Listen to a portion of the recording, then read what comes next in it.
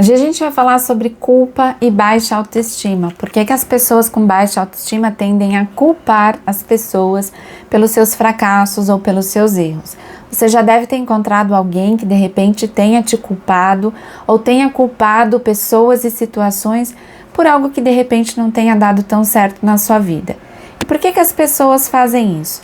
A pessoa com baixa autoestima, ela tem uma certa dificuldade de identificar os seus recursos positivos para lidar com o fracasso. O que isso significa?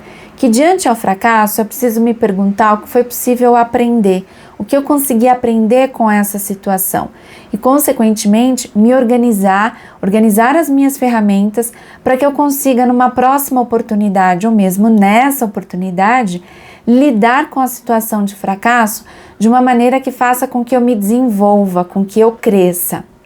Como a pessoa com baixa autoestima, ela não consegue reconhecer as suas fortalezas, as ferramentas que de repente possam ajudá-la a lidar com o fracasso, ela reage de uma maneira extremamente imatura, culpando as pessoas ou as situações que estejam na vida dela.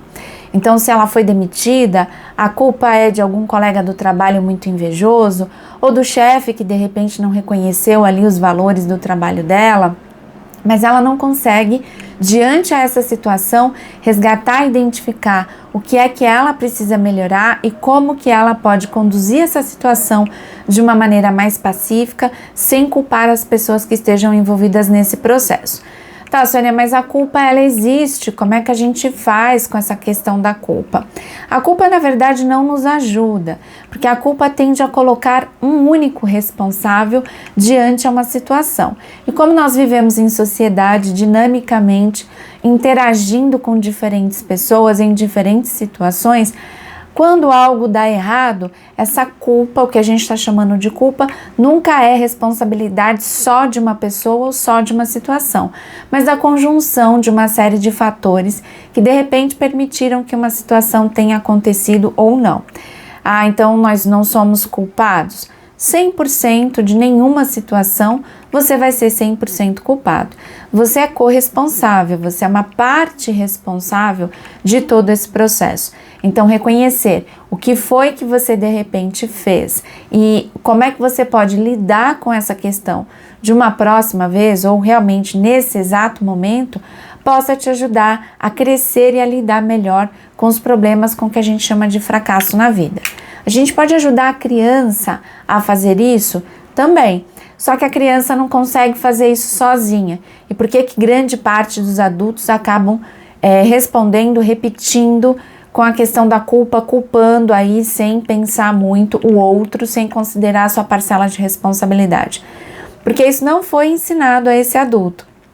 Nós não aprendemos a lidar com as nossas emoções, nós não temos aulas de relacionamento, que é algo que deve acontecer em breve, em algumas escolas isso já foi iniciado, mas como é que eu lido com o fracasso, como é que eu lido com as minhas derrotas, como é que eu aprendo diante das situações? Geralmente a gente aprende isso em casa, e se de repente eu não tinha essa estrutura emocional para construir esse aprendizado, eu vou arrastando isso para a minha vida adulta e, consequentemente, eu vou comprometendo também os meus relacionamentos. Então, a dica é que os pais consigam fazer esse resgate, consigam lidar com a culpa de uma maneira diferente e que ensinem os seus filhos a lidar com o fracasso, ajudando as crianças a identificar o que elas aprenderam em cada situação, porque cada dia, todo dia, a gente tem a oportunidade de aprender alguma coisa sim. A gente só precisa estar bem atento, prestando bastante atenção a tudo isso, tá bom? Sou Sônia Portes, sou psicóloga e se você gostou dessa informação, compartilha. Obrigada, até a próxima.